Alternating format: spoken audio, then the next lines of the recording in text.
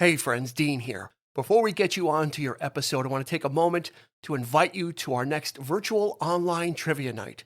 Wednesday, May 13th at 8 p.m. Join us either on our Facebook group or on our YouTube page for 3 rounds of fun trivia, music questions, movie questions, general knowledge questions. It'll be a fun time and a chance to win some prizes and have just a good relaxing night of some trivia at home. You don't even have to go out for it. So don't forget, Wednesday, March 13th at 8 p.m. Join us on our Facebook group or YouTube for 3 rounds of fun virtual online trivia. We'll see you there.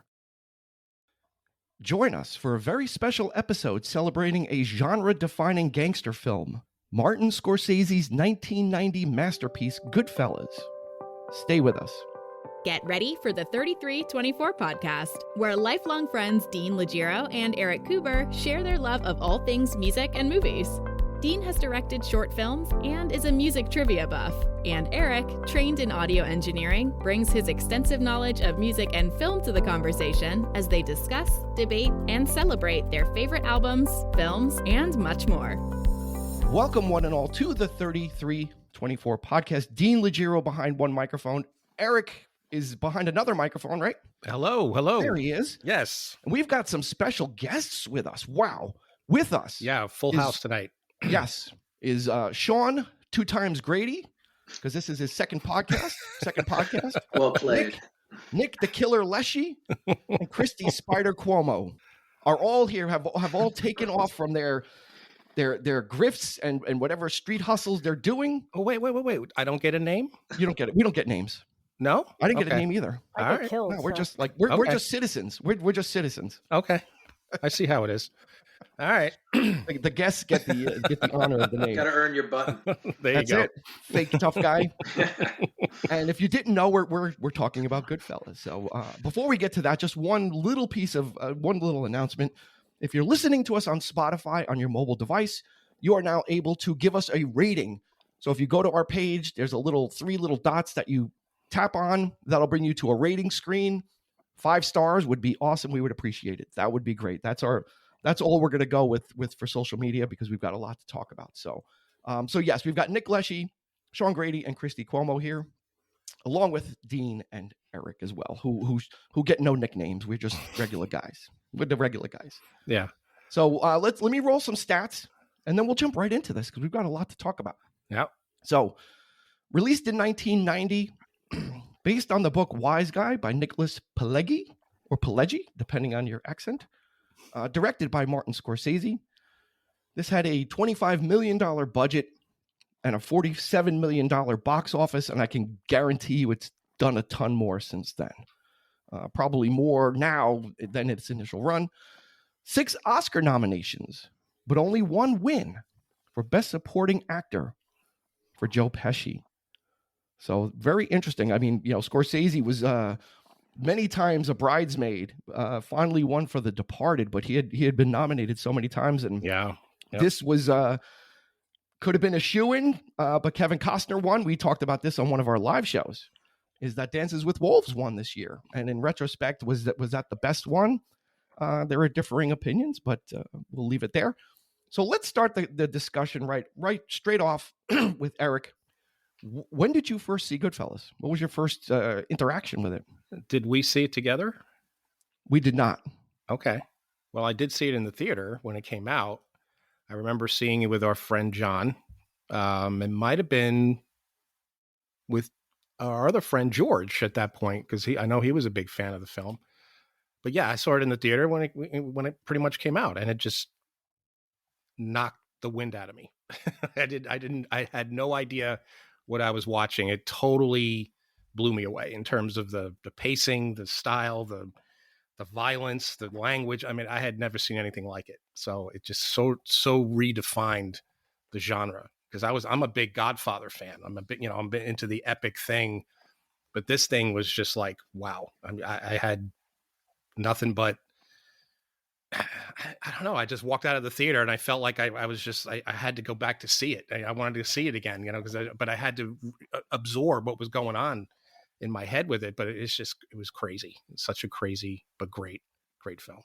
And it's in my top 10 favorite films of all time. and it's never going to leave that top 10. I think it might even be the top 5, but I don't know. I could go back and forth, but I didn't see it in the movie theater, but I did see it, many times on DVD and streaming and on cable whenever it would pop up. And it was genre defining. I had heard that he didn't want to make another mobster movie, but then when he read the book, he was like, I have to do this. And it, we'll talk later about all the influence it had on other things that came afterwards, but it really was genre defining. I don't know if it's his masterpiece because Scorsese has made so many great films, but it certainly is, if not his masterpiece, one of the top 2 or 3 that he's ever made, and definitely top 10, like you said, of gangster movies of all time. Yeah, like Nick, I didn't see it in the theater. I think I was like around 14 when it came out, but my brother, I thought he was in the mafia, so I definitely saw it a lot at home. It was constantly. Back then it was probably still VHS in '90. We weren't into DVDs yet, and it was just watching it all the time. And it was just one of those movies that, again, you're watching it and you're just kind of like, kind of like you, Eric, where you're just absorbing it, and it's just every time you see it, it's just one thing after another. And I mean, I watched it twice in preparation for this, and I fucking love this movie. It's so good. It's just, it gets better with each viewing, even though it doesn't come without its flaws, but it's just a phenomenal movie. And I don't know, Nick, I don't know. It could be his best movie. I'm not sure. I don't know. He's made a lot. Sure, we'll talk about that. We'll get to that. It's hard. We're getting to that. After you watch it, it's hard not to say it's his best movie. But you can feel that way about it after watching some of his other films. But it's definitely up there. It's a great movie. All right, that leaves me. Yeah. I also have to join the I didn't see it in the theater club. I wish I had. I envy you that you were able to see it on the big screen, because, in fact, I would love the opportunity to see it on the big screen. I probably saw it. It came out in '90. I was about 15 or 16. So while I thought I looked old enough to get into R-rated movies, I had to go with whatever my friends and I think we could get away with getting into. But I think I saw it late. I think I got to it like maybe senior year of high school, and I've been watching it ever since for the last close to 30 years. I think it might be his best film as well. It's one of those movies that if I'm channel surfing, and all of a sudden, what? Am I gonna? Yeah. And then there goes the afternoon, Even with the dubbing? That's right. Even the TNT version? Even the TNT. It's, And I like Christy, I watched it twice, and I discovered something that I never discovered before, on the 50th viewing of it the other night when I watched. So, yeah. The reason why I know I didn't see it with Eric is because he lent me the Laserdisc. Yeah, and that was one of my first Laserdiscs. He was like, "You got to watch this. You got to check this movie out." Yeah, and it was on 2 Laserdiscs, so it's like I don't know, 4 to 30 minutes aside, give or take, or whatever. Yeah. And I was equal parts horrified, mesmerized, in awe, just crapping my pants. I mean, there was just so many different things that were going on in this film. Like on your first watch, it was. Absolutely. Yeah. I was like, what is this? This is just it was almost too intense. So yeah. I mean, let's jump into it, since everybody's kind of already talking about, is it his best? I mean, so I guess there's a difference between, let's talk about a difference between his best and his best known, or his best loved, right? So this could be his best loved film, but is it his best film? Sean, you think it is? I love it. I think it's the best. So I might, maybe because how much of I love it, maybe I'm showing bias. But like I said, I'll watch it. I watched it twice within like 3 nights of each other, and it was not a labor. It was like I was pure joy going through it again, laughing at the same things I laughed at. Just as I watched it with my wife, she's like, "Are you watching this?" I'm like, "She goes, I'm gonna watch it with you." She was all about it. I was like, if it's on, we're watching it. And it's one of those films for me. So I love. It's got everything. It's like a 3-act play. The rise, the success, and then the fall. Mm-hmm. It's got comedy. It's got drama. You're horrified one minute. You're laughing the next minute. You're quoting it. It's quotable. Oh God, yeah. And you could tell you throw out the most random. You could tell the biggest fans by throwing out the most random of quotes, like "nah, nah," like he's about to win. And so you do that to somebody, nah, nah. You could tell who's a fan because you do that, and it never gets old. It's so quotable. I love it. Yeah, Nick, better than Casino, better than The Departed, better than Raging Bull. Yeah, I mean, I'm not a big fan of certain things about Casino, for example. I know a lot of people put that up as one of his better ones. I do think his early movies like Mean Streets and Taxi Driver and Raging Bull probably are going to be viewed as his usually it's the early when the director's like raw and really, that's when. But this one, like, it's he does so many things, like both Christy and Sean said and Eric mentioned. It's like the more you watch it, it's one of those rewatchable movies that new things will pop up every single time. Like just for me, there was like the vertigo shot that people talk about, which I had never really experienced until seeing it a couple of times after, so things like that, just it's really amazing. But even his latter films, there's I love Cape Fear. I love, and even some of the After Hours and Hugo, which I think was probably the best 3D movie ever made. He's a genius. He's going to be one of those people that people don't talk about the auteur theory anymore, but he's the guy that's, his movies are like amazing, and he's delved into so many different areas. And I think the gangster movie is the one that is kind of going to be associated with him. He won the Oscar for The Departed. This is much better than The Departed. He should have probably won the Oscar for this one. But it's a great movie. I watched it the first time with my dad. Okay. And he was kind of like, what convinced me was watching certain things in the film. And he, and I'm looking at my dad the whole time because he grew up in Hell's Kitchen, when he was, teenager and such. And he, he knows New York, and, both my parents lived in the city. And I said, this stuff really go on, and he's like, yeah, I've seen it happen. I've seen things, whatever. And it's just, I think I didn't see Mean Streets until way after this film, but I see that Mean Streets was that's an incredible debut. I mean, that was one of his first major films. And this thing I feel like was Mean Streets perfected. Like, he did everything what he did in Mean Streets and took it to a higher level and just gave it, that much more gravitas and all that. And it's ironically, it is the most rewatchable of all his films, and it's also the most violent. I feel like it. Why is this the most rewatchable? You question it, and but yet, yeah, it's so quotable. It's so. I got my wife into it. She loves it. It's one of her favorite films, and my son, he likes watching it because of the food. Every scene, every other scene, there's pasta sauce, and it's like, oh, he's a big, and so we watch, every time we watch it, I'll make an Italian dinner. I'll put it together, a whole thing, so that's kind of like a thing. This was probably the first movie that I knew Martin Scorsese directed it. And, Dean and I had seen things like After Hours, The Color of Money, when we didn't know who Martin Scorsese was at that point in time. We just went to the movies and we saw everything. So you watch something like After Hours, which was another one of my favorite films because it's so small, but so believable, because you could see yourself in that kind of situation. If anybody who's from New York might think, oh, is exactly knows how that guy feels, that poor guy, seeing, getting lost in the city at night or whatever.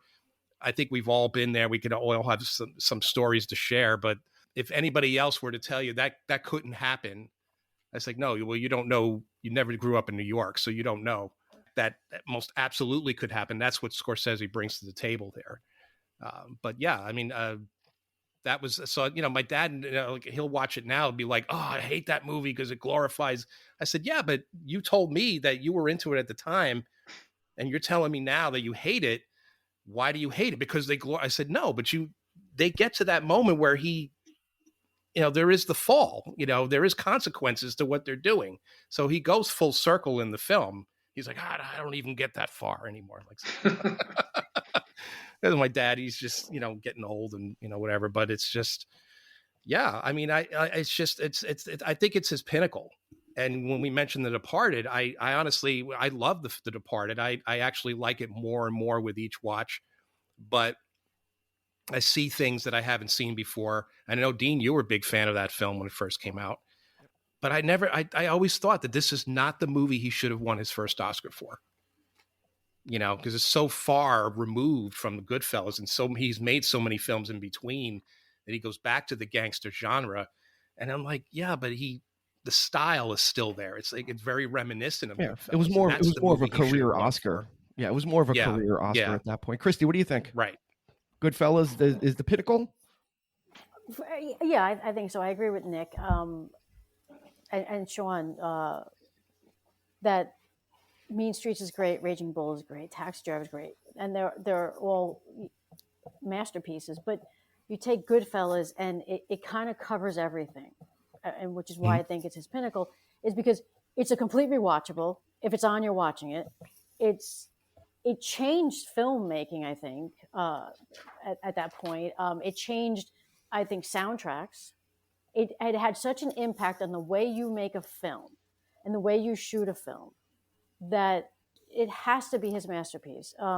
It's quotable. It's still relevant. It hasn't aged out of anything. You don't watch it and think, oh, it's kind of dated, which you could do with a lot of films, and even though they're great, but it's a great depiction of that life. It's amazing storytelling. It's amazing writing. I mean, the fact that you can watch something, like Sean said earlier, like you're laughing, you're mortified, that you can go through so many range of emotions.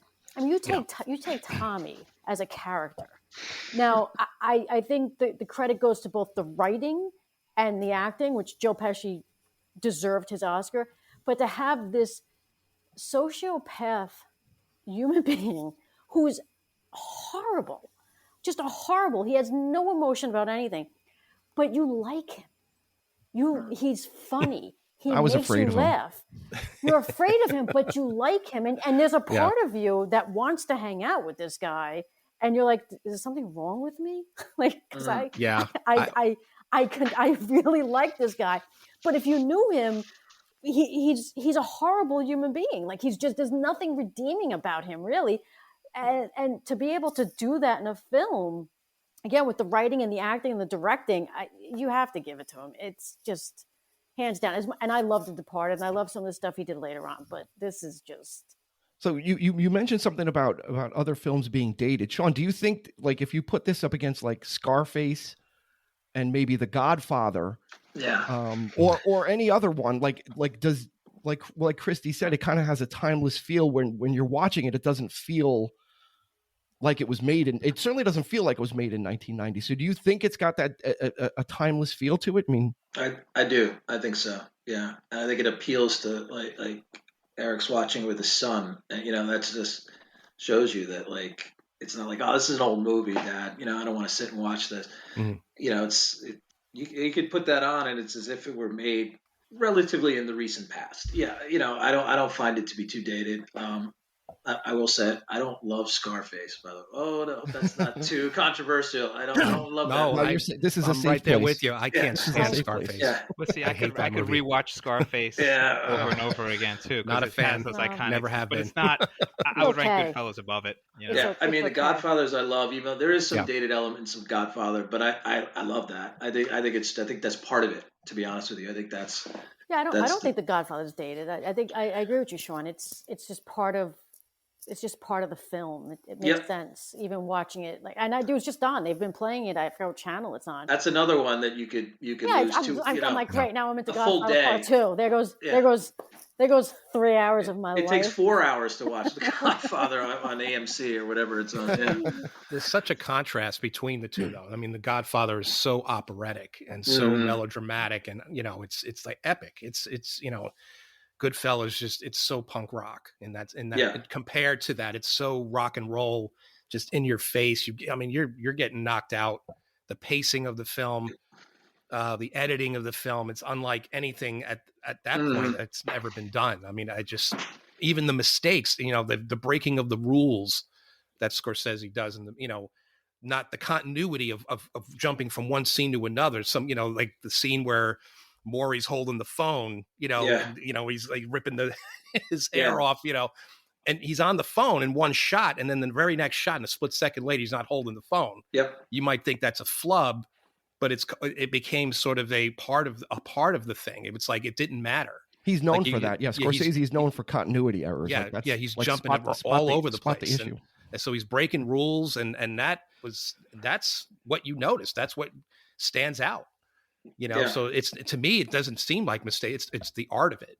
Yeah, it's the artistry of it. So, and I think Christy mentioned something about it too, that, and Sean too, that when it comes on, you have to watch it because it's such an easy watch, and that is, and Eric said it too with the pacing. This movie just kind of keeps moving. Yeah, it doesn't really stop for too long. No, and you would think you would never get a story out of it or never get anything out of it, but just because of the way it just keeps moving and the music keeps propelling the story forward, and I think that's something important. And I think maybe Nick touched on it, is a different way, or using music in a different way, because this film has no score. Right. There was not a scored, soundtrack for this. It was, much like American Graffiti, all the music was sourced from previous artists, pre-recorded material, and he uses that to punctuate certain parts of dramatic scenes, not necessarily because the music is from that era, but because the sound of it kind of punctuates. Like I think of the scene in with Billy Batts in the suite, Mm-hmm. and that dramatic.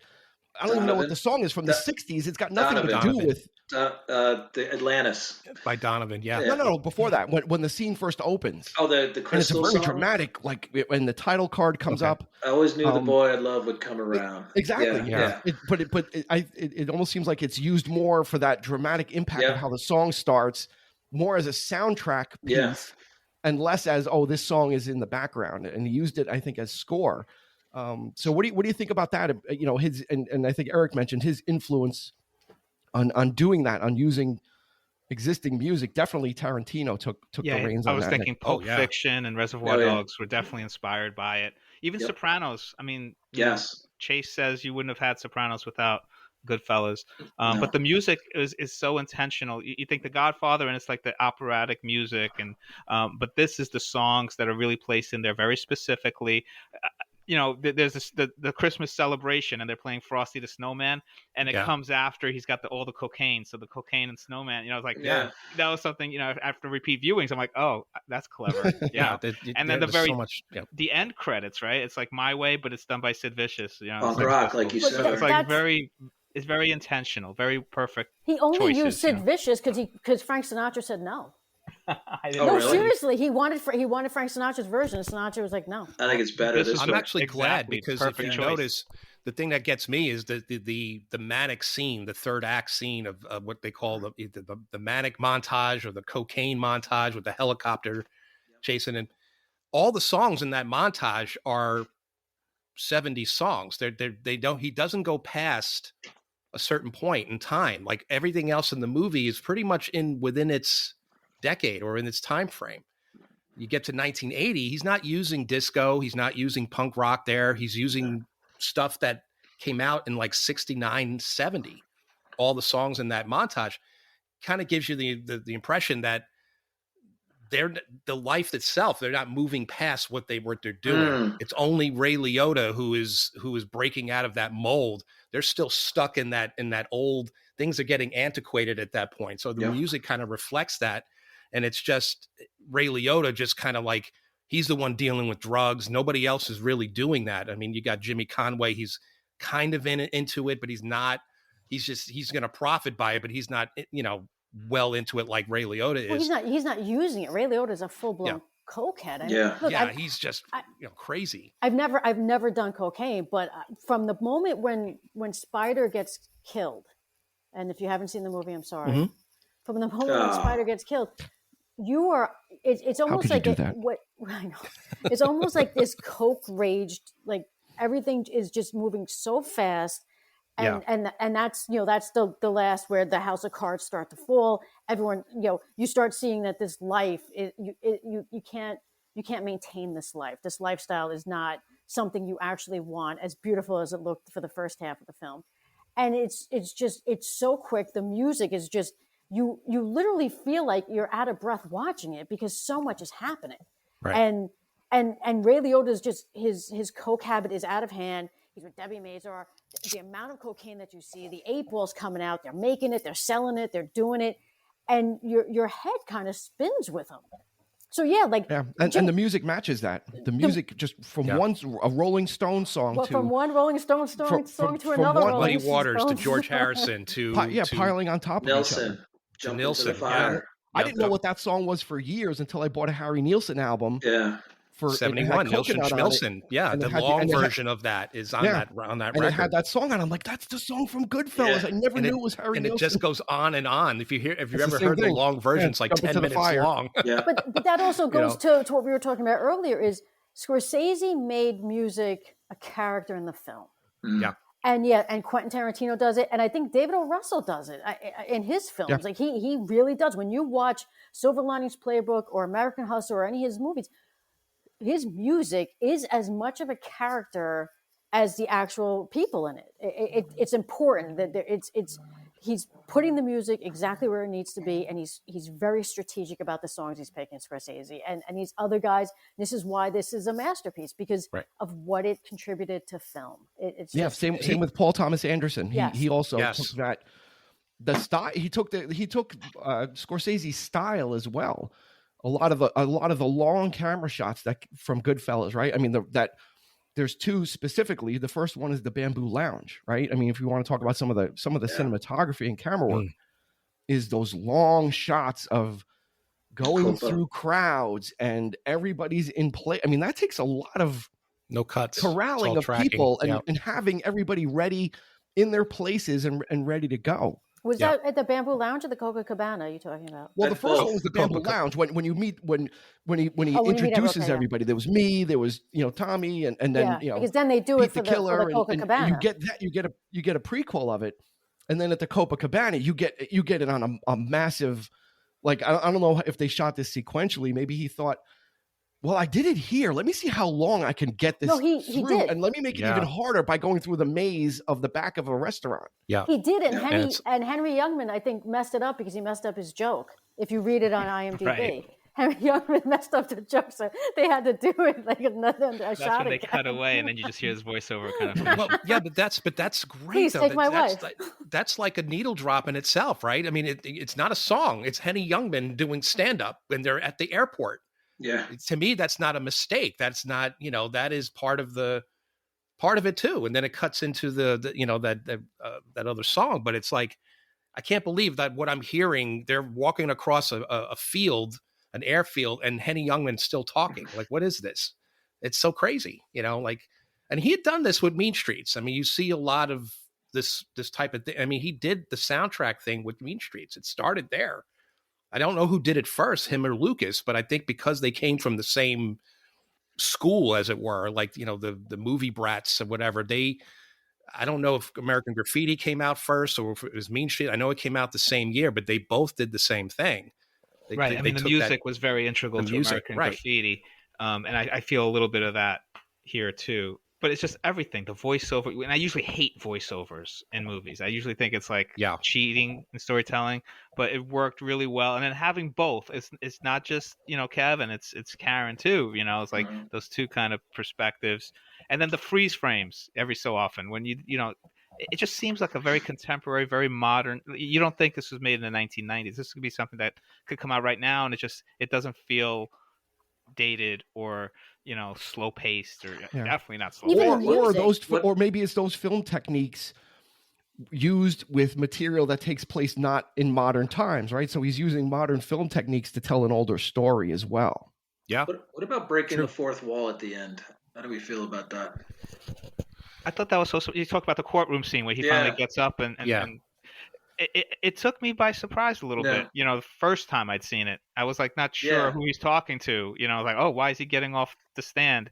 It didn't bother me. I felt like the whole time I feel like it's less of a voiceover than him telling a story to me. I'm sitting in a room with him. So at the end, it kind of ties in where he gets up and he's looking at me, or because I'm the one watching it, or whoever it may be, and is talking directly to you. So it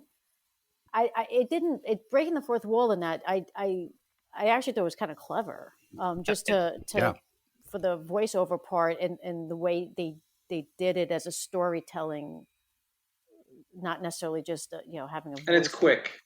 It's not. But now that you bring it up, maybe that's one of the things I really missed. Maybe the voiceover is all kind of meant to be part of his testimony when he's, so that's a good point. I've always viewed it that way. I've always viewed it as him telling me his story, and I'm just getting to see the visuals of his memory. So the movie in itself is nothing but a flashback in a sense. I am going to pick one bone here. I'm going to pick a bone. We can let the continuity. A wing. No, the thigh, the leg. My mom's making peppers and sausage. Suspension of disbelief can only go so far for me. Yeah.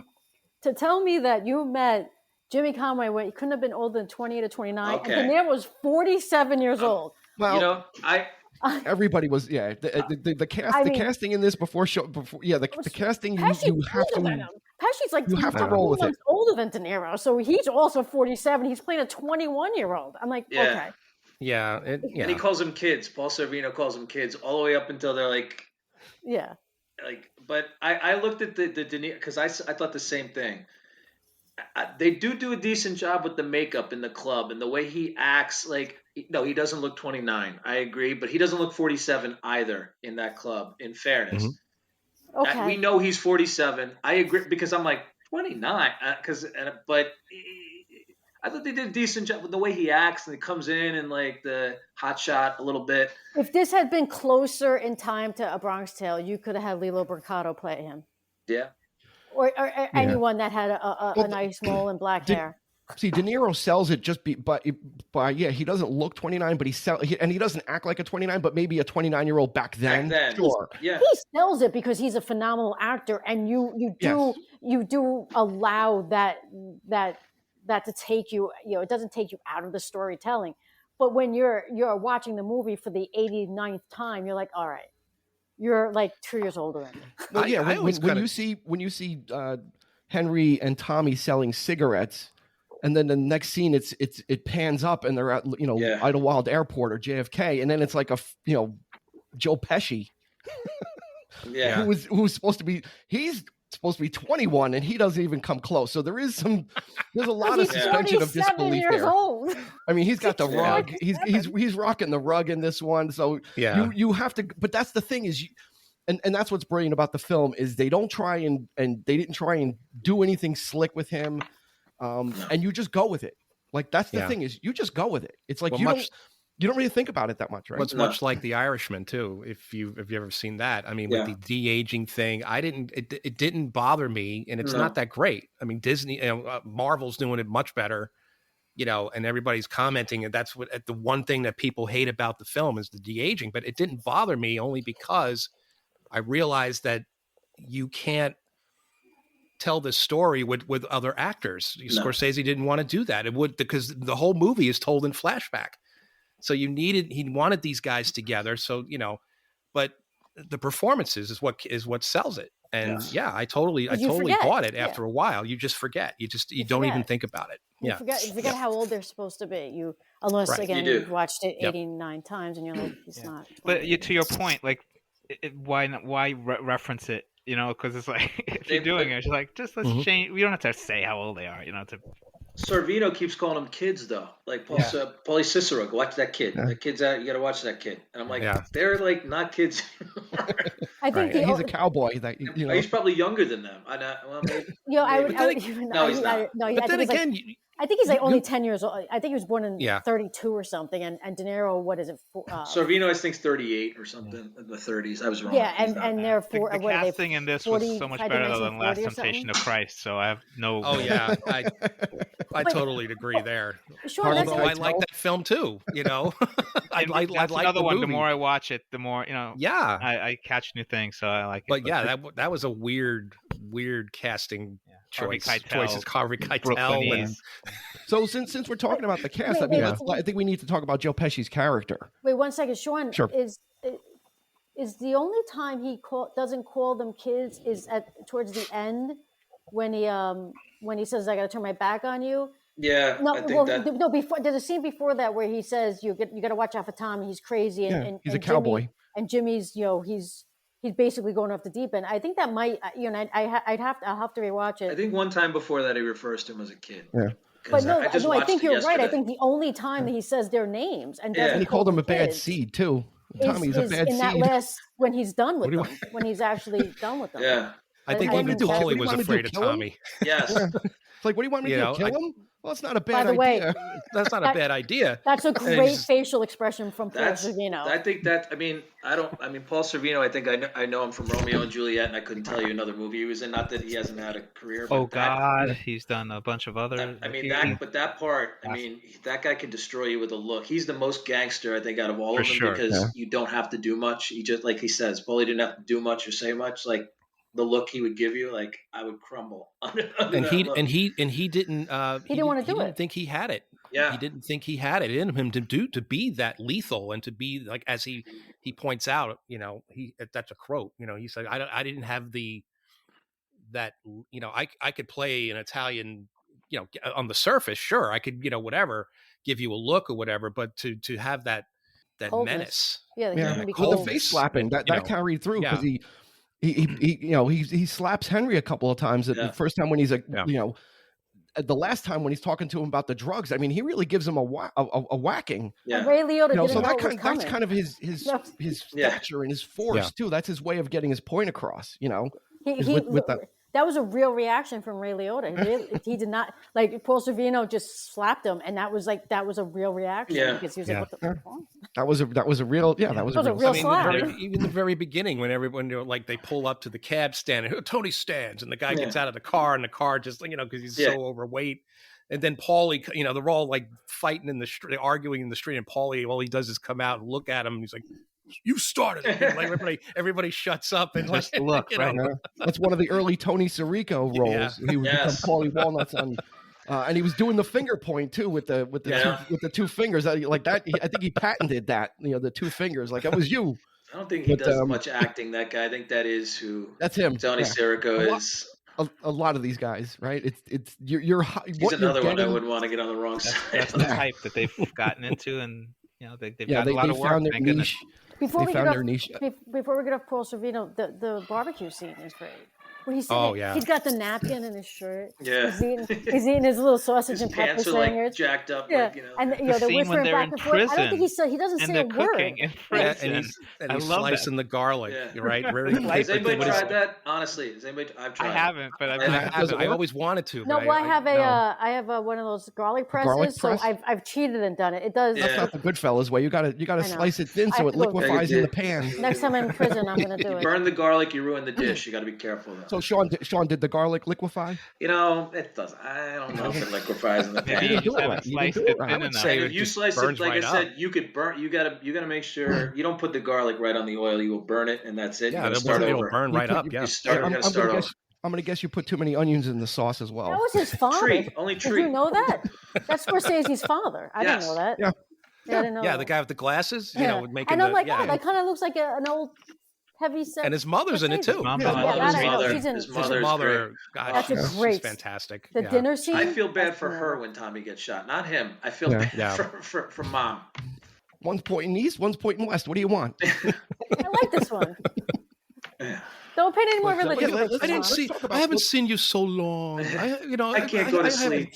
Because she's totally improvising all of those lines. You know it Yes. because Yeah. that's No, She's it's- got three You know? heavyweights acting with her, and there Yeah. she is holding her own, Yeah. like the holding court. It's great. Well, You know, and there's something about that scene since we're on it, and it has to do with Joe Pesci's character. Yeah. Is when Joe Pesci, you know, Tommy's mother is telling that story about the husband. You have to watch. He starts staring at Henry, at Ray Liotta's character, and he's kind of really giving him a look, almost like a look of anger, or he doesn't know if he can trust him. You really have to watch it. And then all of a sudden, when she says the punchline, he kind of comes out of it and then starts laughing with her. And I think it's just like this really almost a character study of this guy that's basically really just escalates. First, he starts out very innocent, like in the beginning, and that scene scared me in the Bamboo Lounge when he's joking, and then all of a sudden it's like, what's so funny about me? Like the first time I saw that, I was really like, oh my God, this guy is like what happened? They were just having a great time. Yeah. Because he really sold it. But and And all he does is, he breaks the bottle over the guy's head. But he starts an escalation of things. First, it was just that. Then he kills Billy Bats, and then he just murders like pretty much an innocent guy. I mean, Spider gets killed for not really doing anything. He's a good shot. He gets. I'm a good shot. What on do you the want? bad end of him twice, right? He gets shot in the foot. Yeah. And he gets blown bastard. away. Don't make a thing of it. No, he goes, I'm a good shot. What do you It's an want from me? accident. Come on, what's the big deal? Just But now he's dancing. Yeah. And he's just so like, And they go back to playing cards. Like, all right, yeah, what were you in for? Yeah, take him to the guy down the street. It's but like, De Niro, that's the thing too, is like that. Tommy's not the only like despicable character. No. I mean, De Niro too. He's worse. He was goading him into shooting him. Like he's like, you're gonna take that from him. What he knows Tommy. He knows what he's capable of. And so I feel like De Niro totally is responsible for that situation right there, because he's just a loose cannon. Yeah. And he just unleashes, The guy Anthony's like, how could you miss at that distance? Got a problem with what I did, Anthony? Yeah. How could you miss at that distance? Yeah, he kills bats. I mean, he's a total loose cannon psychopath. But see, that's the moment. The knife, once he just like kills, stabs the guy in the trunk.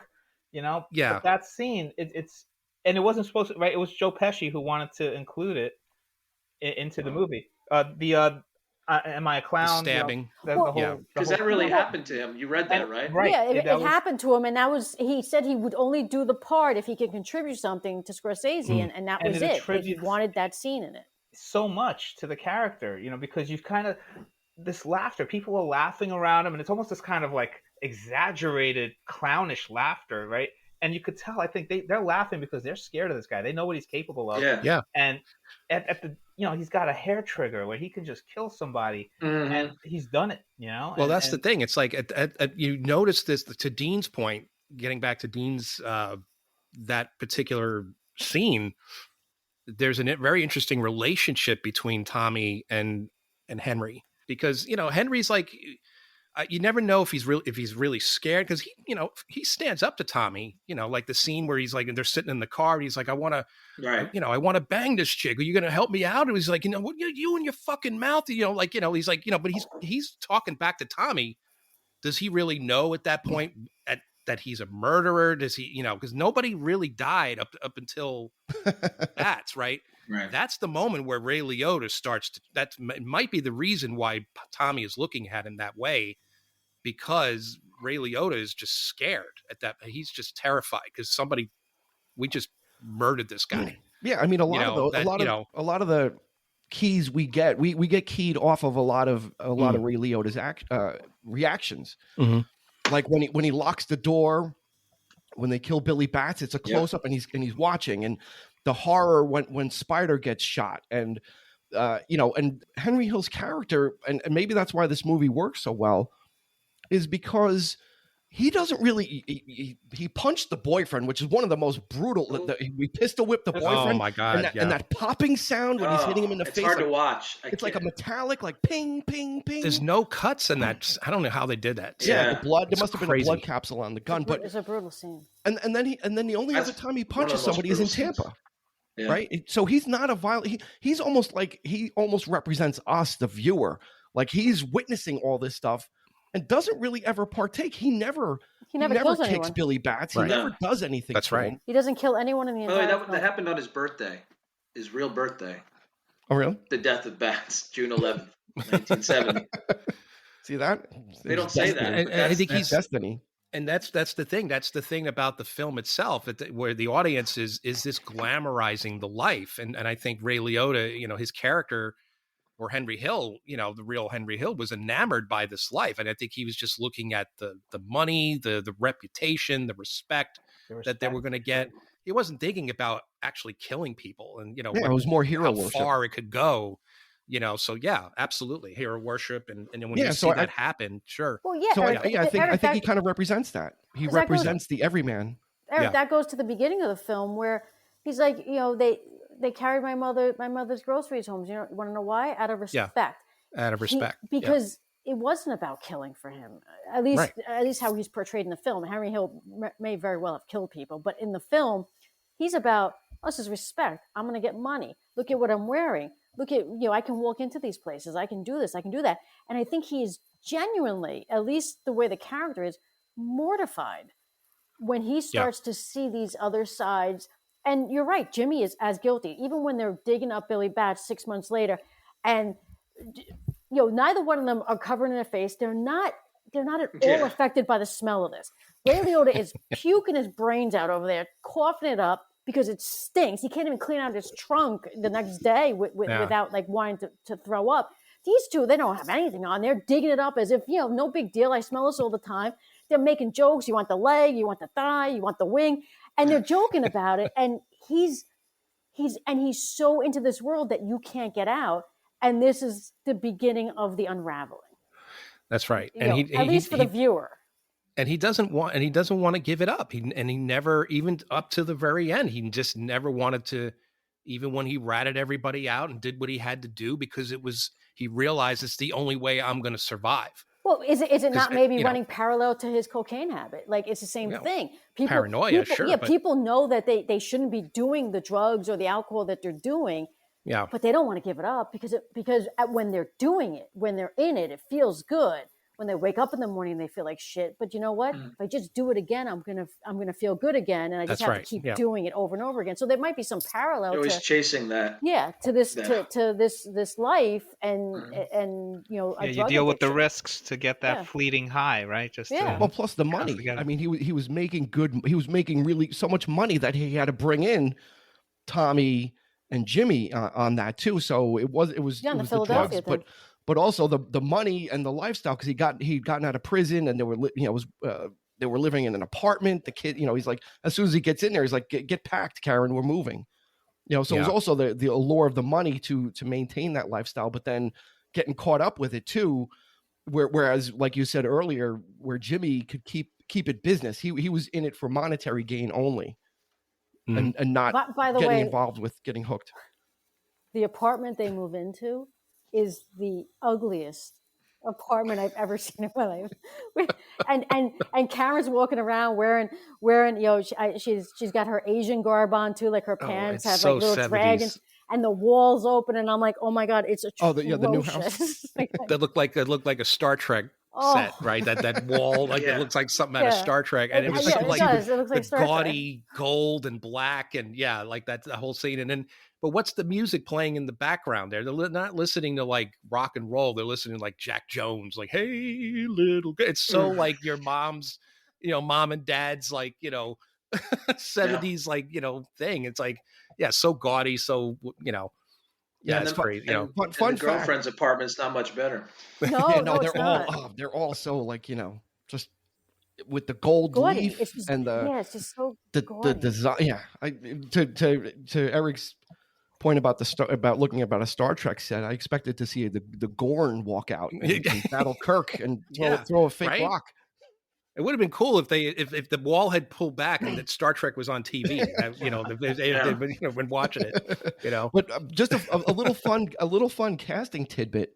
The girl that played Judy, the little Judith, when Henry and Karen are fighting about Janice Rossi and she throws the keys out, that's Harvey Keitel's daughter. Oh wow! Oh wow! Yeah. Stella Keitel. That was her daughter. She played the young Judith when Henry leaves. That's right. Lorraine Bracco and Harvey Keitel had a kid together. But then also the older one that plays her is also, I think, Lorraine Bracco's kid with another person. So so that daughter was actually played. Well, yeah, she's putting the kid to work. She's like, now that we're on the subject, let's talk about Karen. Karen. She's the original Karen. She's the original Karen. Yeah. Why did you do that? Tour de force performance or what, guys? I mean, is she? She's the only prominent female in this movie. It's not quite as bad as Glengarry Glen Ross. There's other women in it. Yeah. But I think she holds her own. Was she nominated for the Oscar? I believe so. Yeah, I mean, she earned it. I thought she was really great from beginning to end. Yeah, her character really has a great arc. I love that scene when she holds the gun and she's like, "It turned me on," right? Most of my friends would have walked away. And then when she's walking, that great scene where obviously De Niro's character wants her something to happen to her, right, to go down Yep. that alley, and she's naive enough to say, "Okay, I'll go get those dresses. Well, keep going." And then she sees, okay, this might not be the best thing. Let me get, and he's like, "No, keep going. Just walk into the alley. Go ahead." Yeah, and Love you know, that scene. and you know how and you know how Scorsese really fools you is they have a shot of Karen turning around and it's in slow motion, and you expect to see something like that. Like the next cut is like a guy with a gun killing, like shooting her, like that. Yeah. It's the only part that's in slow mo is when she turns around after she sees like what's in there, and you think, okay, here it comes. And he really plays with you there, and then she ends up like, again, it's that tension. Like you feel like something's like, after everything you've seen in the movie, something's gonna happen to her. Like this is it. Like this is her turn, and she ends up getting away. You know, it's funny. Like I thought to myself, why doesn't Jimmy just strangle her or go up? But then I saw, you see, there's a person standing in the background, and there was another person in the. There's two guys in the room. Yeah. So yeah, I'm like, he could have, and I'm like, I guess he just. There's too many people around, and it'd be cleaner to just send her down the. Well, I honestly think that Jimmy likes to pass the buck too. Oh, yeah. I think he doesn't want to get his hands dirty. He's like, somebody else could do it. I pay those guys to do it for me. Yeah, just like with poor Maury, right? It's like chop him up, get rid of the car. Maury, that's a great character. That guy did a great job for somebody. He was fantastic. I love Maury. I'm always sad when Maury. I'm always hopeful that they don't whack Maury. Like I'm like, oh, they're not. Oh yeah, they're gonna. Yeah, then he got him. Like he always they trick you. They're like, oh, they're not gonna kill him. The great actor Chuck Lowe, who plays Maury, he only did 8 films. 7 of them were with De Niro. He did some TV stuff, but his feature film work was always with De Niro because he was his real estate agent, and he was his landlord. I didn't know that. Wow. Yeah, he's not an actor. Leave it to Dean to find these little nuggets of trivia here. He's the trivia master. So Dean, to go to your point a little bit back, and I think Sharon just said it too, is with Maury, like you're don't kill him, and with De Niro and that slow turnaround, it's almost like Scorsese throughout this film gives you a false sense of security. Yeah. So you never really know. Yeah. You're kind of always like the characters as this film goes on. You're walking on eggshells with them, right? Yeah. And that was probably very intentional on his part. And it's clever. And again, it goes back to why this is his masterpiece. This is just. Do they have Danish? I want to get Danish for Belle. For Belle. And what a chilling way to go, too. Oh my God. And he doesn't care. Tommy doesn't care, and we like him. He was just joking with him 2 seconds ago, like. But what does this say about us, the audience? We like him. They go back to the humor with Carbone, though. He's like, Carbone, what are you waiting for? The car's cold. He's like, get out of here. What are you trying to warm up the car? And then when they kill Stacks, he's like, make that coffee to go. Samuel L. Jackson. He's carrying the pot out. What a tiny little nothing role until that right, and he had one of the bloodiest scenes too. Like he just, oh my God! Again, every violent death in this film is so shocking. It's so like visceral, and it reminds you of that you're watching people that are not good people. Like lest you forget, like them too much. Here you go. Oh, that's right. He does bring you. He brings you out of it every once in a while to remind you, don't like this guy too much. But then they do something and they kind of endear themselves to you again. Yeah, they put that levity. They put that levity in there again, where it's like when Stax answers the door, he's like, "Oh, did you guys bring coffee?" And Joe Pesci's like, "What am I, a caterer?" Like, so he comes in very casual, like they and then he's like, Frankie, make coffee. So the guy starts making coffee. He's just like, what are you doing? He's got the percolator. Take it to go. But Ray Liotta's character said it perfectly. When he got pinched at the end, he said, if these were Goodfellas, you would have never heard them coming. That's a great. Because your friends, and he said it in the diner scene too. Is like your murderer is going to be your friend. That is a brilliant piece of writing right there. You always have to be watching, dialogue. And that was the probably what saved Henry's life, is that he was so aware of that, and he knew. Well, no one's ever asked me to go kill somebody before, so I can read, I can read the terrain and understand what's happening, because he saw that Jimmy killed like everybody else that was associated in that brilliant montage where where the instrumental break from Layla was used as a score. Again, they didn't use the vocal part of the song. He used that part as a score just to show the death, body after body, and poor Carbone in the truck. I can't think of that song without thinking of poor Frankie Carbone. Like, And I think he's the one I go to. And what's interesting is it plays out. the entire length, the entire length of the song. That piano exit plays it out. And that's the only piece of music where you hear the whole, just that whole part. Yeah. Yeah. So this is just like top to bottom, right? All Nick? those shocking deaths, they don't see it coming. But I love that Joe Pesci's character, Tommy, when he thinks he's going to be a made man, he has that one moment, opens the door, there's nobody there, and he just says, "Oh no!" Yeah, that's when he knows. Just a little too knows late. He's done. Just a little too late, where he had that moment of realization, like it, because he was so just thought he was untouchable, right? Didn't think the sins of the past would visit upon him, and it wasn't until years later. That happened many years after the Billy Bats thing, so it wasn't like it happened right after. Yeah, they have a long memory, the mafia. And they, we'll get to you eventually. We'll figure out a way. Nothing. No. And Kevin so it's just when you make those mistakes, you're gonna have to pay for them. That's why Samuel Jackson's character gets whacked because he took too long to get rid of the car, right, or whatever it was. It's not personal; it's business, right? But again, they don't. Made man, you're gonna have to pay for it eventually. They don't whack Jimmy, and Jimmy was just as instrumental in killing Billy Bats. And I don't know if it's true or not, but you read that. Which seems like an odd thing, but they didn't kill him because he was a good earner.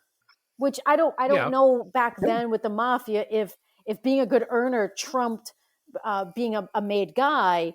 But I will tell you that in researching some of this film, in 2000, you'll be happy to know that the 5 families got together and they changed the rule. You could be made a made man if your father's Italian and your last name's Italian. Oh. I think if your father's Irish. Okay. I'm close. And your mother's Italian, so Jimmy and Henry, no good. Jimmy and Henry still were no good. Good. They still would not have been made man. Yeah. Although I think Jimmy was all Irish, right? I don't think he was Italian. Yeah, I think Jimmy the all gent. Irish, yeah. There's only one Irishman here. That's it. Top of the morning. No, have the drink with me. Translated, it would have been Cagney playing him way back in the day. Yeah. He would have been Jimmy the Gent, right? No, I think Cagney would have absolutely been Joe Pesci. He you absolutely think? would. Yeah, you take his character in White Heat, he's a maniac. Absolutely would have been like that. That's we talked about that just recently about Jimmy Cagney. There's no equivalent.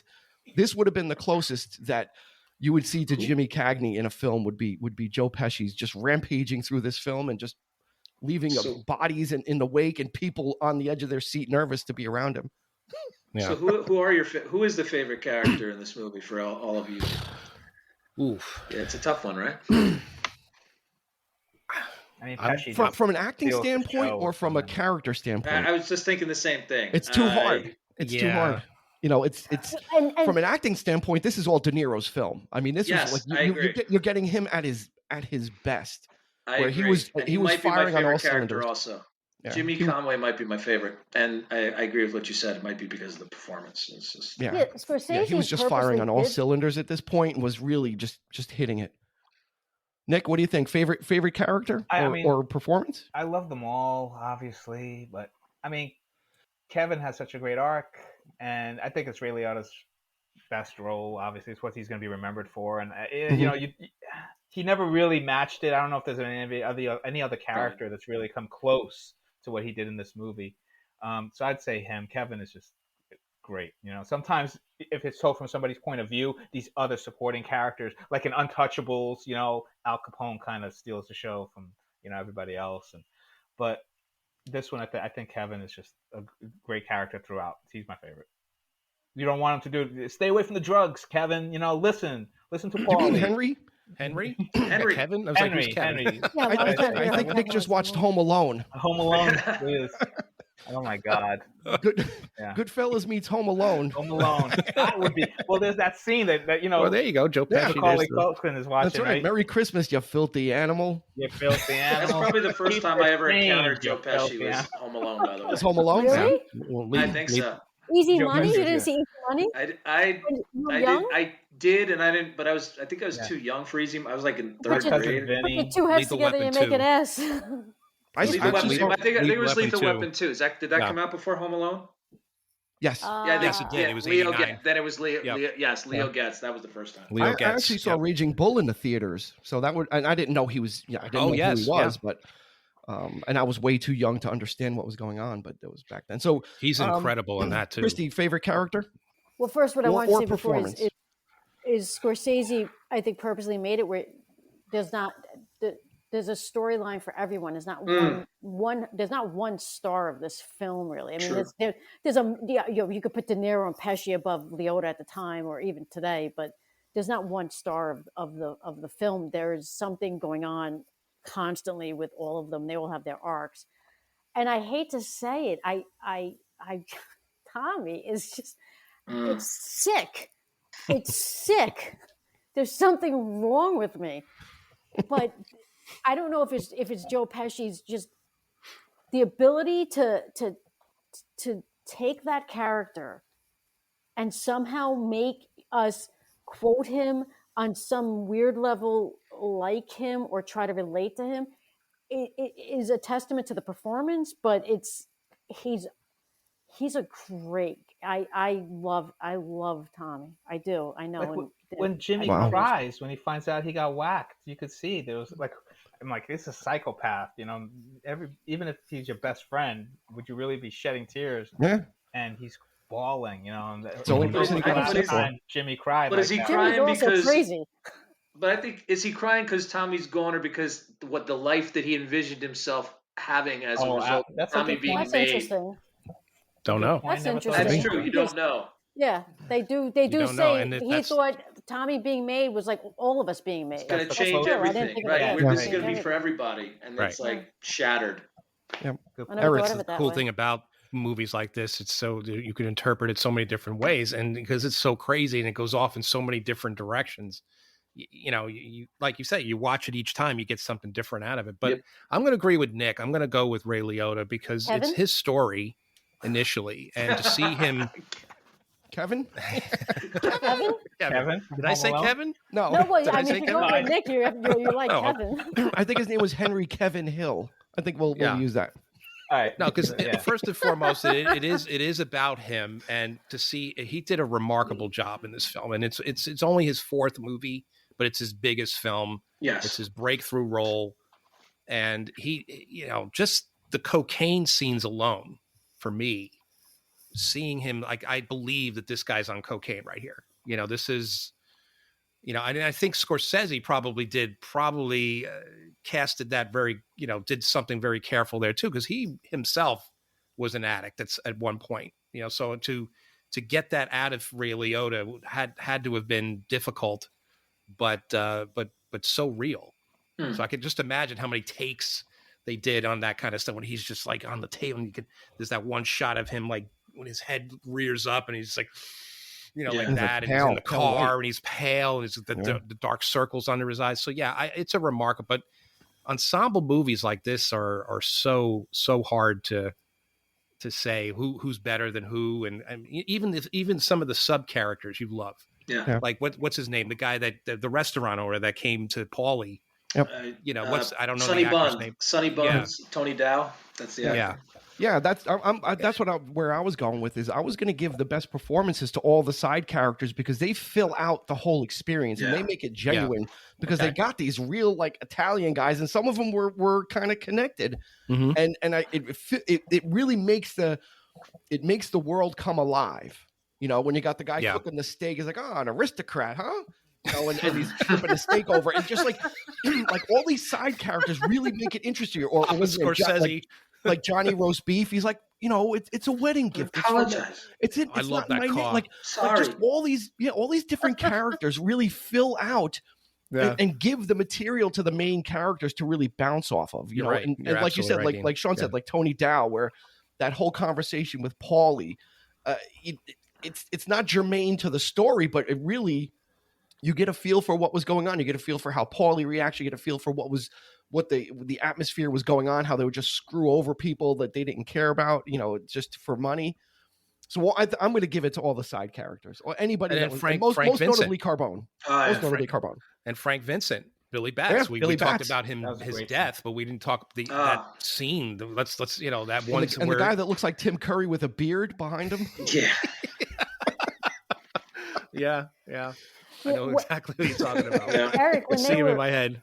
Eric, when they were filming this, Ray Liotta's mother died, which he put a lot of that emotion, which probably helped his performance. Yeah. Like he had to take a break. He had to go, to the funeral and stuff, and came back. And he said he threw himself into this role and used, used all of his grief into it. And it, it's a horrible thing to say, but it probably gave him that phenomenal performance. Yeah, I mean, absolutely. Especially like the end where he goes to Paulie and he's crying and he's like, he knows he's going to die. It's, somebody's going to come after him, but he still tucks his tail between his legs and he goes to Paulie, and Paulie's like, I got to turn my back on you. He's $3,000. It doesn't even pay for the coffin. That's a great line. Yeah. But he made it all the way to the Howard Stern show, so no one got him. Yeah. Right. Multiple times. So what do we think? Exactly. Favorite scenes? What are we looking at for favorite scenes? Let's go That's around. Let's start with one. Nick. That's another. Yeah. Let's start with Kevin. Let's start with Kevin. Some of you might mention scene through the Copacabana, right?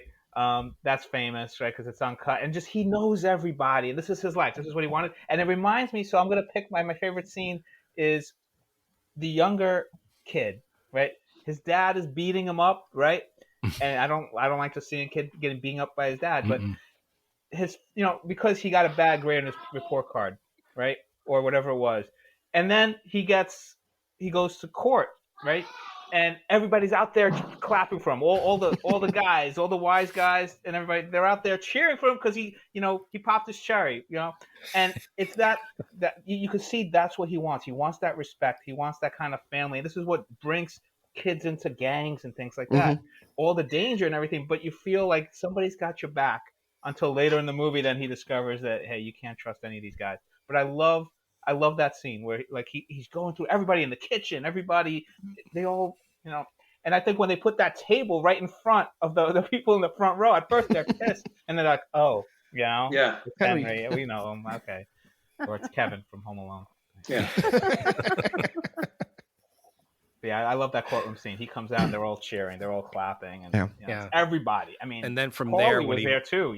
They're all like, and they were like, you didn't rat anybody out to get out of it, and that loops to the end again. And that's one of my favorite musical moments when they goes from that, the still of them on the stairs, and then you hear Billy Ward and the Dominoes' version of Stardust, and the reveal of Ray Liotta for the first time. Like that's such a great introduction of him. It's like, oh, he looks so cool there. Like, he's like, oh yeah, there's Ray Liotta. That's a great scene. But is that your favorite? No. Well, one of them. But let's ask Sean what his favorite is first. Yeah, I'll get to me last. I put him on here. I got to go with. I guess I got to go with Shinebox. The tension of that scene and it's funny. It's horrifying. Like I kind of lumped the Shinebox into him getting beaten up, like right at, like they cut away and then he's there. It's quotable, like you've heard everybody, you say go get your Shinebox, you know exactly what you're saying to somebody, and you just see the anger of Tommy and what he's capable of and how he doesn't think straight. This is a made guy. He doesn't care. And then you see Jimmy Conway kind of jump in on him and the two of them.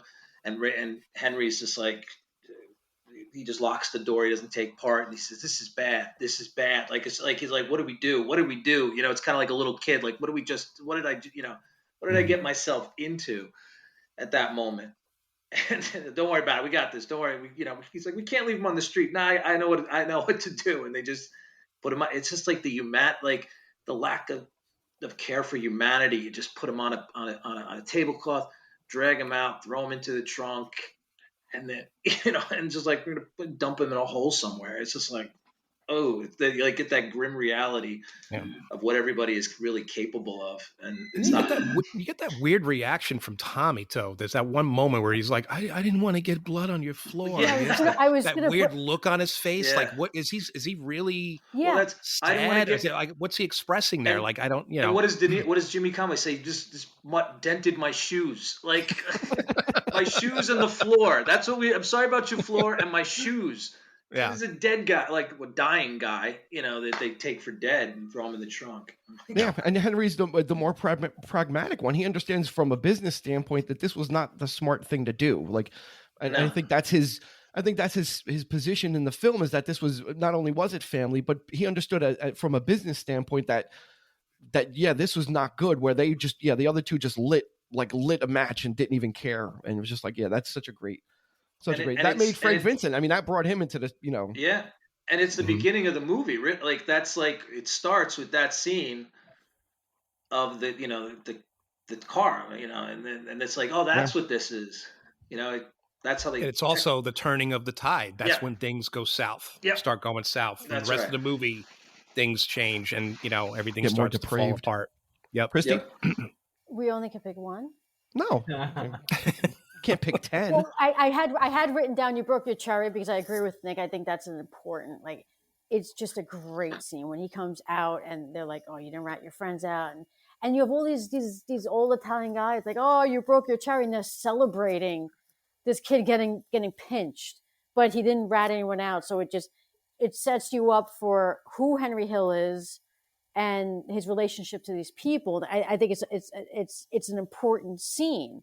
Also, when Joe Pesci with the scene was what am I funny? I amuse you. What I'm here to amuse you, because it really shows you that character. And like you said earlier, Dean, is like he could flip on you in a second. He's laughing, he's having a good time, he's having a drink, he's having a smoke, and he'll stab you in the heart.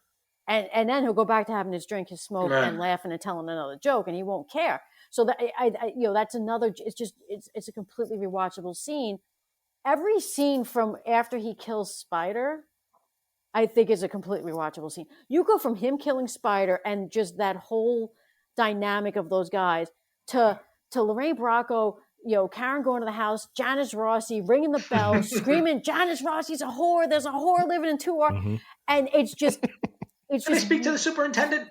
It's just one, really pivotal scene after another. So I after that I'm having a very hard time being like, it's a complete like the second half of the movie is a complete rewatchable. Like you're not getting up. Yeah. You're absolutely not getting up from your seat. But if I had to pick, those three really stand out. Shinebox is good, and Eric, watching it, it's so bizarre when he pulls off the tablecloth. He doesn't care that he's getting all the crap on the table on the floor, breaking the salt and pepper, and he's rapping. They're putting Billy Bats in, and he goes, I think he's sincere. I'm sorry, I got blood. Yeah. I'm sorry, I didn't mean. His voice, his mannerism, his demeanor all changes in just that one line where he goes, I didn't mean to get blood on your floor. And that harkens back to what I was saying about their relationship. Are they? I mean, I think they were really friends. Like, I think they came up together. Henry. They came up together. It's just so Tommy was always going to have the opportunity to be a made man, so he was always going to be ahead of Henry in some way. Yeah. So, which means he would be a boss, and he's also just a different personality. Henry's not a killer. He's there to make money. He's going to do what he's got to do. He's going to be an earner. And he's going to do some, effed up shit, but he's not going to sit there and put an ice pick and somehow they know Tommy this came about down him. from it. I think also that maybe Tommy kind of came down from like the bloodlust after they killed him and realized like, oh, like he got, because there was a similar scene in Casino where he got the pen and he just stabbed that guy in the neck in Casino. It was like the same type of like brutality in a bar. But I think in this one, when he apologizes, I think it's him kind of coming down from it and kind of like, okay, I'm sorry, I got blood on your floor. Like, almost like he didn't realize what he did before. Like they're not connected in some way. So is it like cathartic to him? I don't know. Yeah, could be. So bizarre, Eric, but... favorite scene? Oh, good. Oh, I'm with Christy. It's so tough, but I'm gonna go with the montage scene, the helicopter scene.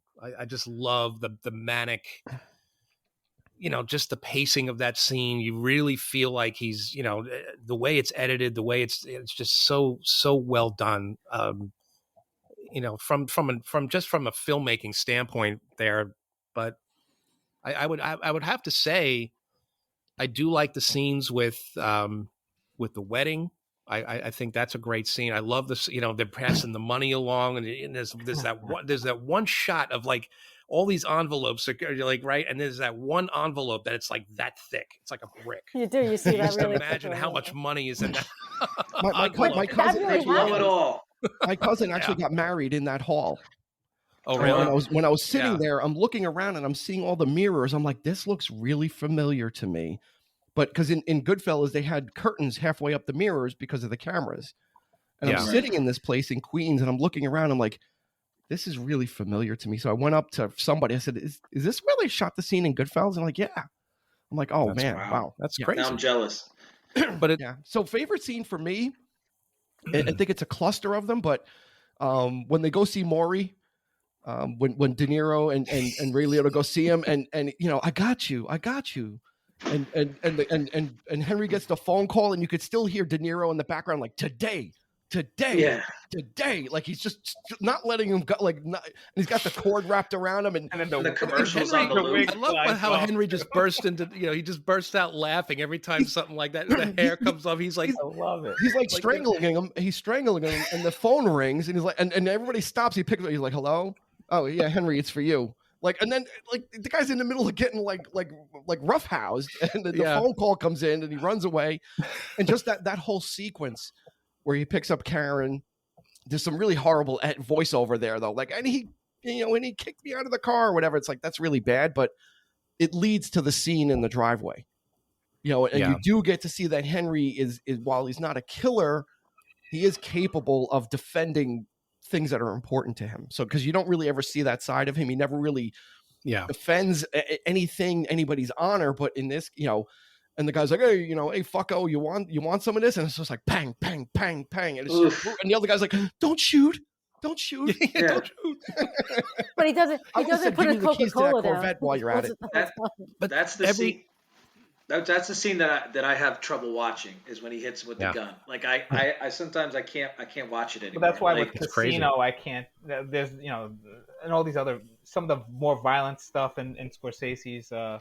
In this one, it works. I think all the violence just really they start becoming kind of they take it. I think after a while they see so much. How do you just get shocked by any of it anymore? Yeah. right. Yeah, I think Casino did that. It upped You the become numb ante to and it. upped the factor. Like when they put the guy's head in the vice, it's like I think that was a real story. But you're right. It just kind of amps up what your expectations are, right? Because they set Goodfellas set the bar at a certain level, and then it's like, okay, well, Reservoir Dogs, it's implied violence, but it's like, okay, how do we up it? And then Yeah. Pulp Fiction and everything that came after it. Can I I think it mention would- one it more would- scene? Sure. Yeah. I mentioned it earlier, the vertigo shot that some people talk about, and I never caught it. And I'm like, what are they talking about? And it's the diner scene, Yeah. right? And he uses that vertigo shot that you've seen Hitchcock use a lot, where they film it. He's moving the camera in while he's zooming out, or vice versa. So it just has this weird thing where like they're still, but the background kind of gets a little distorted. And it's like Jaws is the familiar one where Roy Yeah. Scheider's sitting there, and it's like. But in this one, it's so subtle. It's De Niro sitting at the booth, and they've got the window because he wants to see if anybody's following him or anything. And that's when Scorsese uses that shot, and it's so subtle that it took me repeated views to kind of, and it makes he says it the scene is about him being tense. So is that the moment when he decided I'm going to rat them out? Because he says in his voiceover, he's like, I knew I wasn't safe. I knew he's going to send me to Florida now, and this is it. It's over. Or was he like, after he knew that you flushed away the coke, I have no money, this is the only way out. So I'm always curious. That one scene really sticks with me, and that vertigo shot, like watch it again. It's just really, it's really so subtle, that I wonder, did he think people were going to notice seeing that? Like, he does so many elaborate shots and, Well, he was so brought up on film itself, and that's what I love about Martin Scorsese. He's your ultimate professor. I mean, if you want to learn about filmmaking, he's the guy. I had DVDs of, he did this documentary series where he was talking about some of his favorite films of all time and what he grew up with, and he wasn't picking like really great films. He was picking Val Lewton and like B westerns that he, stuff that you don't really know. And he was basically giving you sort of an education on that. So learning all these Italian, the way the Italians did it, the way, the French did it, all this kind of stuff, and incorporating all that into his movies, it totally works with Goodfellas, I feel. But in things like The Departed, I felt like he was doing it a little too much, and it just felt, there are scenes that I didn't feel needed that kind of fancy, the iris closing in and out on the thing. And there's that one scene with Alec Baldwin Speeding him up. when they were addressing the room, and there's all those like shots of them like turning, like these dramatic like shots where the camera's like panning all the way over, like wasn't necessary. He's addressing the room. Why is that shot necessary? There's times when it gets distracting, but in this movie, it's there's stuff so like much that where it's stylized just stuff, but it's not distracting. It flows, it makes the story flow, and really, but you could come back to it and discover new things over and over again. Two things, Nick. Nick, I think that in the diner, Henry decides that he's gonna go to the witness And protection. that's the moment. That's the moment he decides, when he knows that Jimmy's willing to kill him. Because if Jimmy's willing to kill him, anyone's willing to kill him. And that's what I'm leaning toward. And so I don't think he decided before he walked in there. I think the minute he asked him to go to Florida and he knew, I'm going to get whacked. I'm not coming back. I'm not coming back. That's when he said, I have no way out. That's it. That's my opinion. And then to go back to what you were saying about the shots and everything with Eric, Quentin Tarantino did that too. Like, he studied all these old obscure horror movies and films that no one knew anything about, and then made these really good films. And then he also, kind of like Scorsese, sometimes when you're watching some of his later films, you're like, it's a little much. Was this necessary? He kind of follows the same pattern. Well, you get a little self-indulgent. That is what happens. Yeah. Those are like his signature. Well, it works. Like with Lucas, with some of the dissolves that they did in Lawrence of Arabia, and they did in all these other serial movies and stuff. So when it's done well, it works, and you think, I'm seeing this fresh for the first time. But that's the kind of stuff where it's like that's their way of showing respect for who came before. Homage. Sean, why do you think audiences are so enamored with gangster films? What is the allure? Because everybody loves Scarface. Everybody quotes it. Everybody quotes The Godfather, right? Leave the guns, take the cannolis, and The Departed, and we'll put Tarantino into the, we'll put Pulp Fiction and Reservoir Dogs into that gangster genre too. Why do you think audiences are so? Is it wish fulfillment? Is it living vicariously, where these people are doing things that we wish we could punch somebody, or just kind of not have to take any crap off anyone? Wow.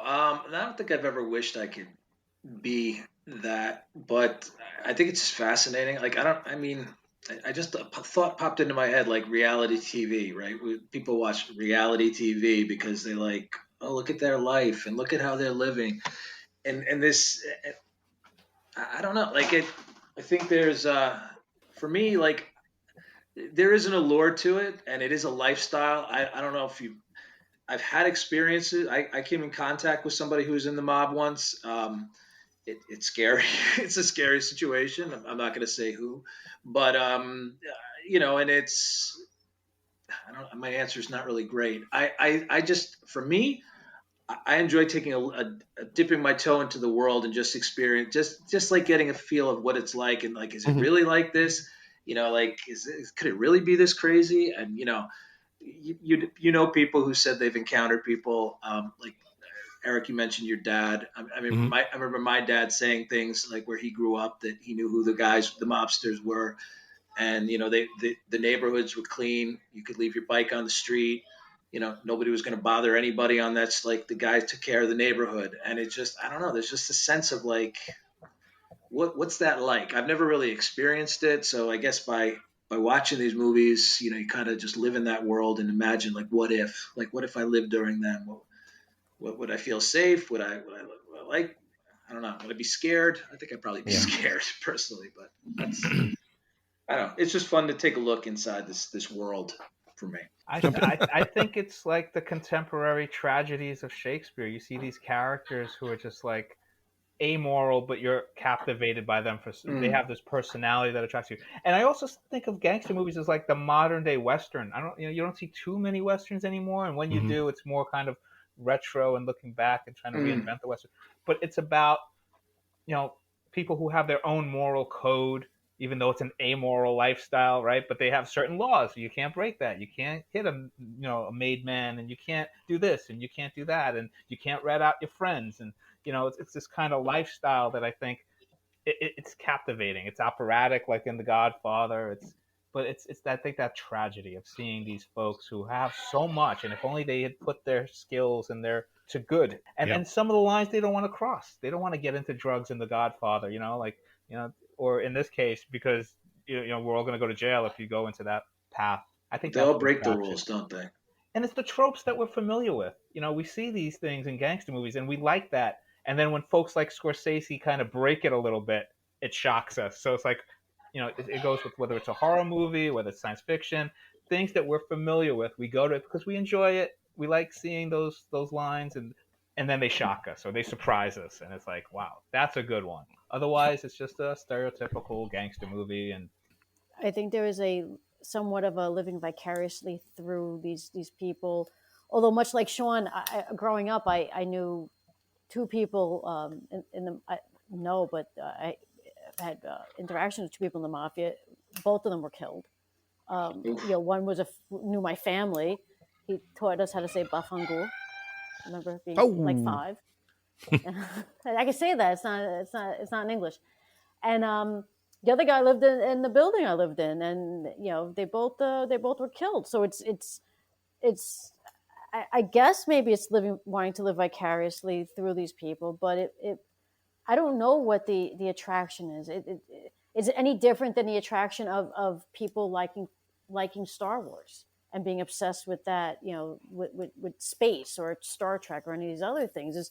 It's just living a different life. It's like Sean said, dipping your toe in something and just, I mean, isn't that the whole point of these films for us, is to imagine ourselves in this world and then have the safety of leaving that world without any repercussions to us. We're not doing it. We're spectators, and we feel like we're part of it, and then we can turn it off. We have that ability. Yeah. So yeah, that's a great point. I think what good. I think you hit it. Is what good when it's done good. You're getting that vicarious look at it, right? Because after Goodfellas, gangster movies were a dime a dozen. All of a sudden, everybody was cranking out something, because you didn't really see too many between The Godfather and Goodfellas. There wasn't a whole lot.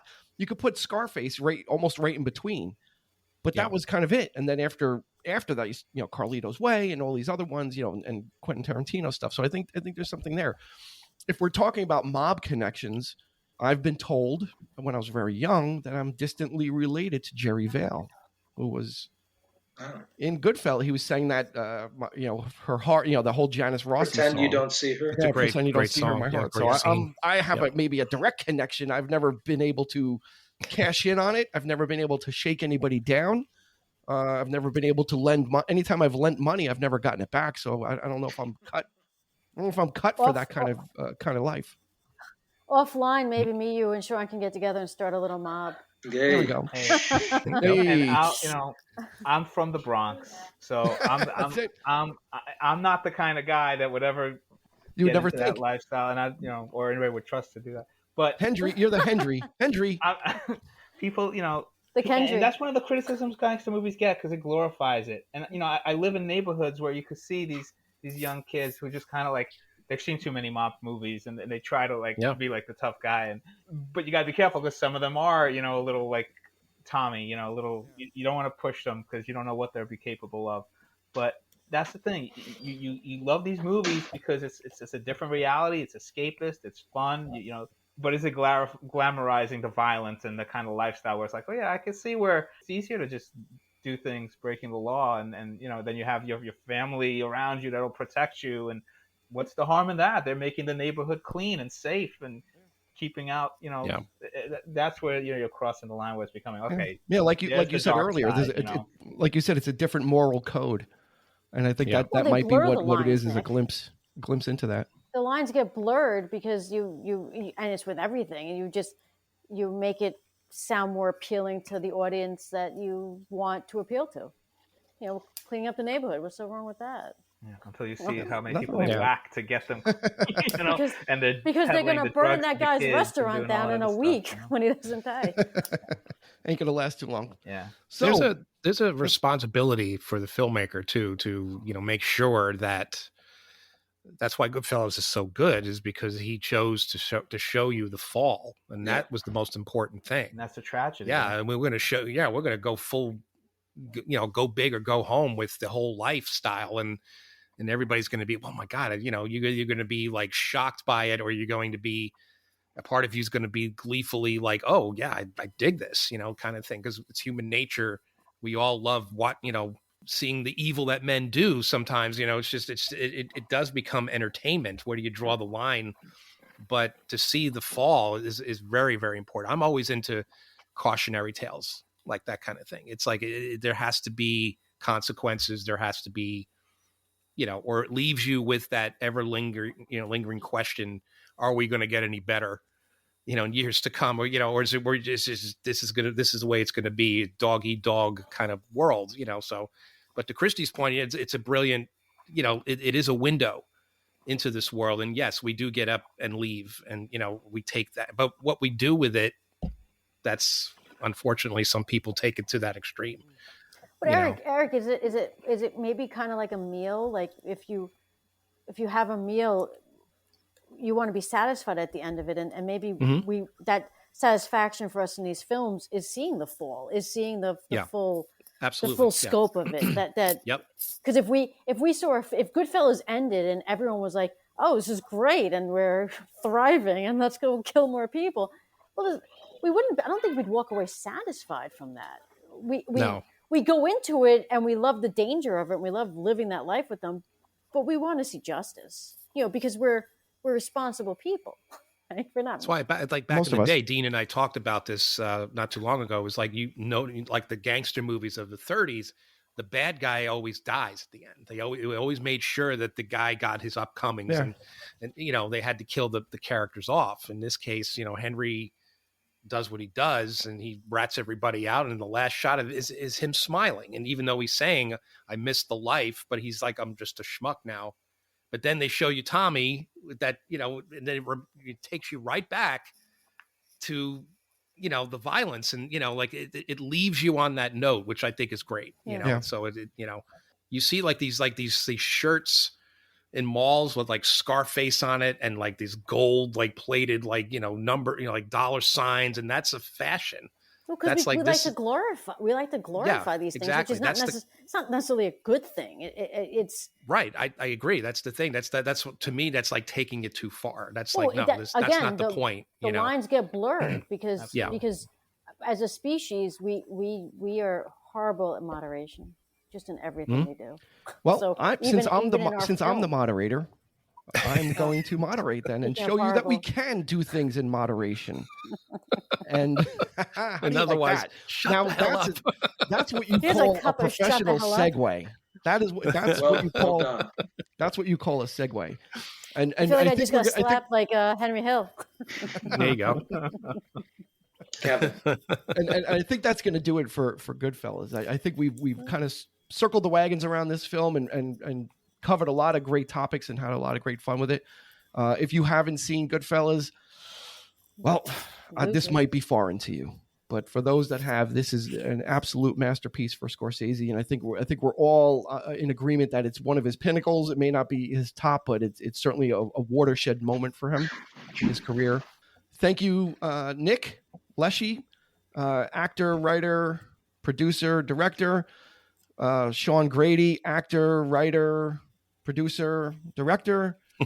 Christy Cuomo, actor, writer, producer, director. Also, I could have just said that once and then just said everybody's name afterwards. Probably would have been easier to do. What do you think? Editing. Take it out in post.